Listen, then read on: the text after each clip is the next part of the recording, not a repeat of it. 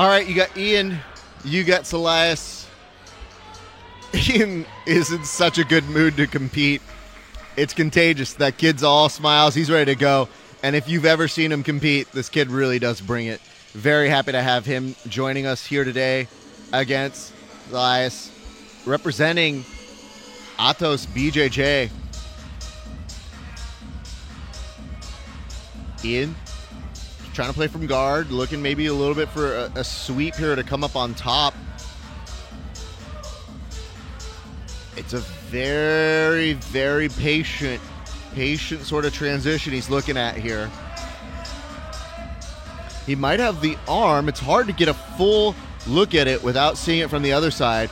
You see the raised arms of concern from our referee, and with good reason, because look at that transition.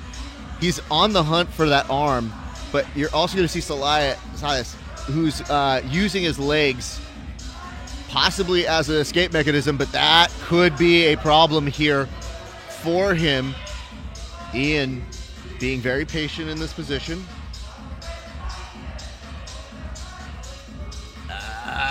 Yep, I think he might have lost. Oh, it's hard to say. I was going to say he's lost the position, but now he might get reverse uno'd here. That arm is out of immediate danger, but Ian not resting on his laurels, getting right back after it.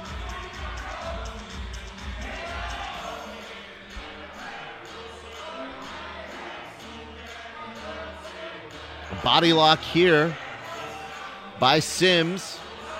It's going to give him some opportunity to start loading up on his offense. Now Ian having to kind of work under pressure. 3 minutes, 17 seconds. Again, for our last showcase matches, these are going to be ones that will have overtime should we need it. So keep that in mind. We'll get to that if it becomes the case, but both these guys hunting for the finish the entire time they're out here. I like this grip. This is really effective. By Sims, not losing at all an inch of that pressure, just really maintaining it. And Ian, such a storied and solid competitor, even at such a young age, just so calm in this position. But yeah, this is where you can tell that body lock, just knowing how these kids take and learn from their elders. Like, you've seen people from Atos utilize that position to great effect. And Ian looking for this guillotine from half guard. It's not impossible. It's just harder to pull off from this position without getting the sweep coming on top. And even then, Sims doing a great job staying calm, staying composed. He may be concerned about that butterfly hook because that might give him the leverage he needs to go for that sweep or come up on top. Not quite able to do it there, but goes right back to trying to get that butterfly hook. 2-on-1 grip, trying to pry apart the arms to give him a little bit of space. And again, Ian trying to make the adjustments. He really wants to commit to this, and it may not be a bad idea, but the hard part is if Sims cuts the angle, that could be good. It's not going to get you the finish just yet. Nonetheless, the one thing if you're Ian is you want to be careful because, that's a good adjustment there.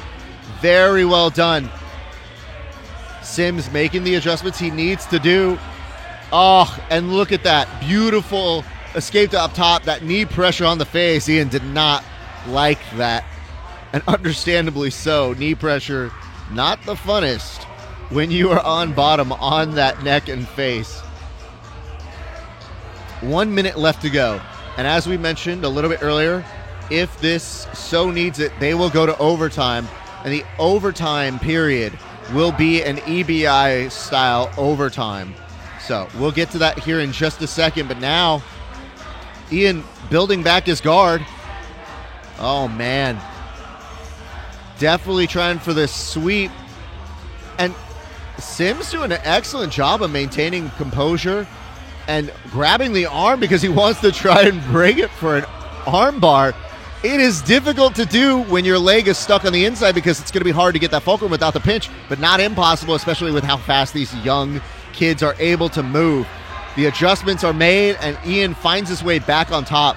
Now with 8 seconds, maybe thinks about a guillotine, doesn't quite get it, has to settle for an underhook and an overhook, and now both these gentlemen go to the time limit. And we're going to go to an EBI overtime here for the very first time of the evening. We'll see how it plays out, but we're going to be counting upwards for the clock on this. And again, if you guys are enjoying this telecast, we ask that you like, you comment, and subscribe. Not from me, but let's do it for the kids. Let's give us some likes, some comments, some subscribes, because the more you support our show, the more that we can do these events in the future. And if you've got somebody who is interested in competing for our next gen, go to subversivebjj.com, look up, find out how you can apply there to be an upcoming member or a participant here at Subversive Next Gen. Thank you again for tuning in. My name is Rafa Esparza. I'm the executive producer of this show, and we are happy to have you join us. A flip of the coin will determine who is going to go first or get their opportunity to choose if they want to go first. Looks like Sims is going to get his opportunity to choose whether he goes offense or defense first. And as we mentioned, this is, if anybody has ever tuned into EBI overtime, they start with the position. What are we doing? What are we doing? We should be turning the kids around. There we go. Turn it toward the camera always here, people. Arm triangle opportunity. All of those stay connected to the back. So as long as you're staying connected, the match will resume. Okay? So very quickly, Gus, our matchmaker, explaining how EBI overtime works. As a reminder to those who may not know, but a lot of you do know how this works. A body triangle is bad news for Ian. That is going to keep him locked into place, and it's going to give Sims some time to work. So the question is he able to escape or survive for 2 minutes? Or will Sims be able to pull out the win here? And if he gets the submission from this position, then Ian is going to have that time or less, and he's in on a choke. It's not quite necessarily a rear naked choke as much as it is a very effective crank, one might say, from that position. Wow. Ian starts the escape. If he gets himself to guard, he could get out, but now that's a pretty locked-in choke. The difference is he has his arm on the inside. That's giving him just a little pocket of air, but it is pressured. Now he's from inside the guard. They will keep this in play until he gets loose from this submission position. So although he is in guard,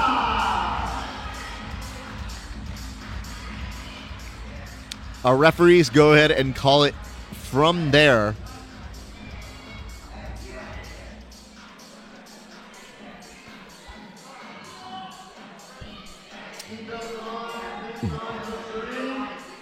All right, Ian is going to play from this position. Go. So one of the little secrets to success here is if you get a body triangle from that back position, it can be very, very helpful to you. Now the question is, will Sims be able to get an escape? If he gets out here, he will win, but Ian is in on a rear naked choke. He might be able to get the win here, and he does. Wow. Ian wants the crowd to give him his props. Good match, boys. Winner by overtime, rear naked choke. Ian Mondragon gets the win. All energy, great spirit, always fun to watch compete, and is a monster. This kid definitely return on investment always.